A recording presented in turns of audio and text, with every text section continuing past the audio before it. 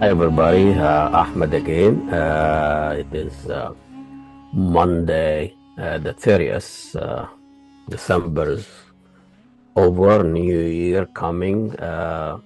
We're sure glad that 2024 is in his last breath. You know what's happening in Syria. Of course, this is amazing development.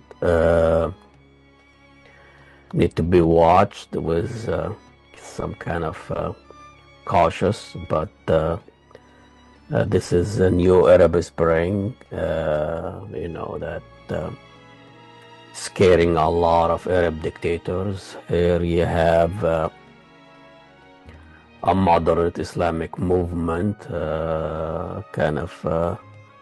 toppling the most vicious, brutal Arab regime that stays in power for 50 years, causing the killing of half of the population as refugees. And at the time where the international community, especially the Arab dictators, are trying to normalize relationship with Bashar al-Assad, this just came from nowhere. Within days, this hollow regime just fall apart. And this Assad, he was acting like God. Some of the people who come from prison or tortured, they were asking him to admit that Bashar is God. That's how vicious the regime was. Same with his father. So to run and escape like a rat, leaving his cronies and his family and his brutal group alone. This is the model for Arab dictator. As an ex-Arab dictator or Arab leader, either in prison or killed or escaping. And so there is no ex-Arab president, almost, that's still alive in his own country. Like there is no peaceful change of power. They'll stay until they die or be toppled or natural cause or unnatural cause, and supported by the international community until a national movement comes along and change them. And when you look at the development and evolving Islamic political Islam or Islamic movement, they've been evolving for years. Matter of fact, Islamic movement are the most dynamic, evolving ideology or movement. The brotherhood of today, not the brotherhood in the 70s and 90s. Brotherhood of Jordan is not the same as in Egypt or Morocco or Algeria or Turkey or Syria. So all this hoopla about the fear of political Islam and terrorism, and any 4 or 5 Muslim go to pray for Jama'ah pray, they are terrorist group. That's what the Arab dictator want to portray. So they stay in power. But it now proves that the most dangerous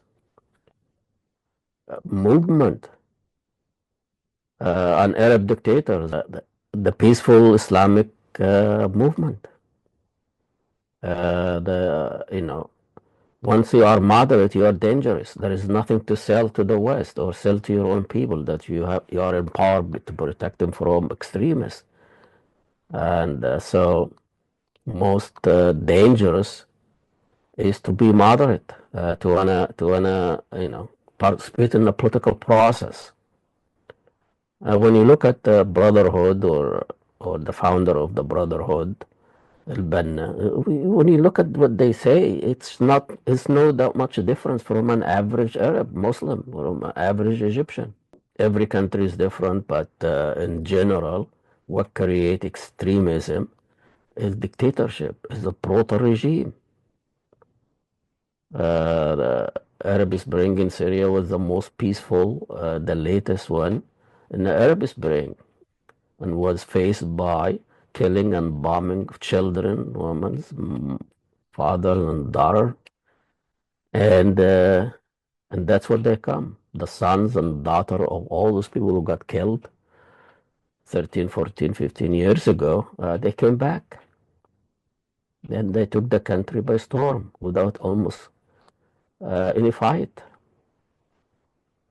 And when you hear this Mohammad al-Jolani or Ahmad al-Shara, he's just like any moderate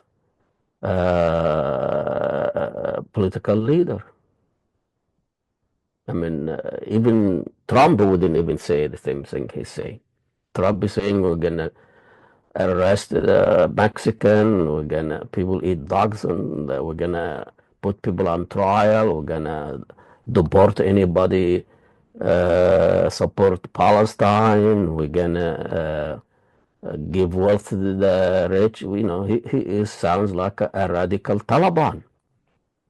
When you see the police, how the police is treating women on American campus, those are Taliban, pulling them and kicking them, and because of what?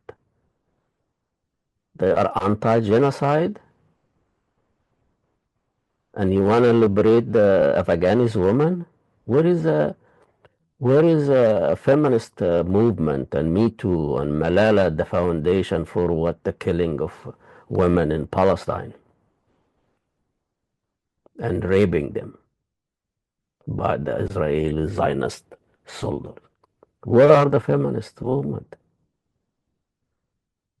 The feminist movement, they cry up, you know, the Syrian Hayat Tahrir in Syria, they're gonna put hijab on women, and everybody's crying. Look what the Islam is gonna do, and all this paid women in Syria. I don't know where they where were they in the last 50 years, where everybody was wearing hijab.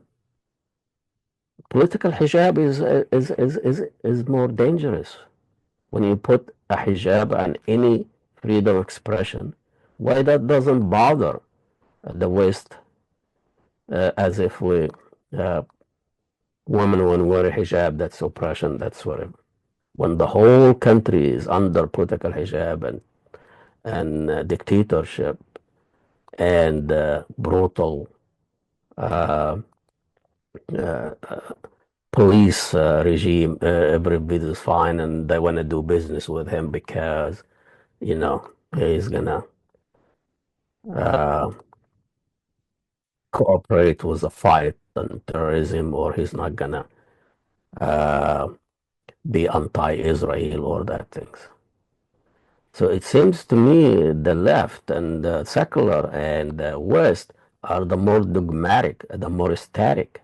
And when you look at the Islamic movement, are the most dynamic and the most evolving. They change. And when you look at Marxism, when you look at Zionism, when you look at Nasserism, all this left movement in the Arab world, they've been saying the same thing for 50, 70 years. When you look at the Islamic movement, nobody is the same. They're different from country to country, time to time. And nobody abuse and use religion as much as Arab dictators. I'm not saying this what happened in Syria, it's the end or it is done deal, but it is a model and it is scaring everybody. When the whole international community, they're now running after and visiting Damascus and meeting with this 42 years old cosmetic Ahmad Shara, that he was hunted down by international community, and there was a bounty, $10 million bounty on his head. And now everybody is going to meet him, talking to him, because he's a new version. He is now the West, decided that supporting dictatorship to oppress their own people and help their military to slaughter their own people is not working. You're gonna get extremism. You're gonna get Taliban. You're gonna get Hamas. You're gonna get Hezbollah. You're gonna get Nasrallah. You're gonna get Qaeda. You're gonna get.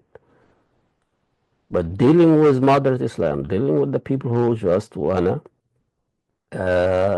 change and support democracy and freedom and dignity, and they want change for their own people, is more sustainable. And the Arab dictator don't like that. So the counter-revolution of Emirat and bin Zayed and bin Salman and bin Kalb and Sisi, they now are change their diaper every few hours. They don't know what to do. What they did in Libya or Sudan or Syria before and Egypt, the counter-revolution after the Arab Spring, and kind of weaponizing the peaceful movement by labeling them by Islamists. And once the Arab Spring started peacefully and across the board, from left, right, women, Christian, Muslim, south, north, west, east, they opened prisons and they got the most extremist Islamists out of prison so they can go and uh, kind of scare the people off. Look at what happened in Iraq.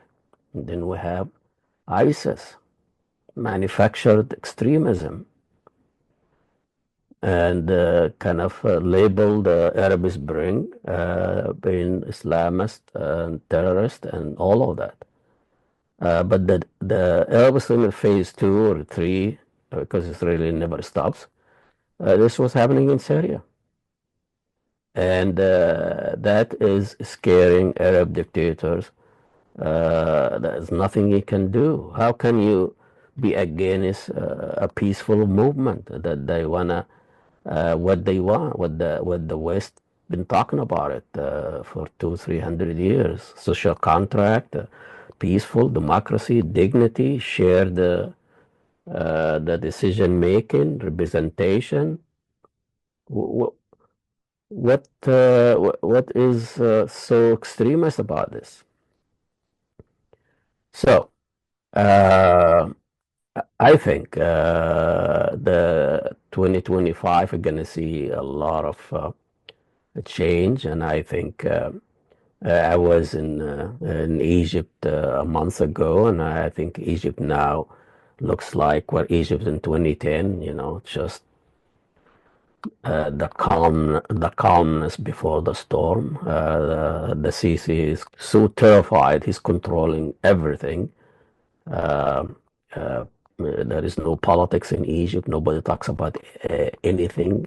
Maybe they watch a soccer game or wherever. The only people have freedom of assembly in public are dogs, and people are terrified. They don't talk to each other, and but you can tell that there are rage and there are anger everywhere. Uh, kind of Egypt now lived in a majority are poor and begging and can't sustain and have an unsustainable standard of living. And they have the wealthy that are living in gated community, isolated from the rest of the population. They do their own thing. They drink, they eat, and they kind of uh, don't care about what's going on in the country. And these are the same people who are they gonna leave the country. They have their money in foreign banks, and they're not gonna stand by the Sisi once he falls. They're gonna run with their kids and kids already in private school in Dubai or in London or wherever. And the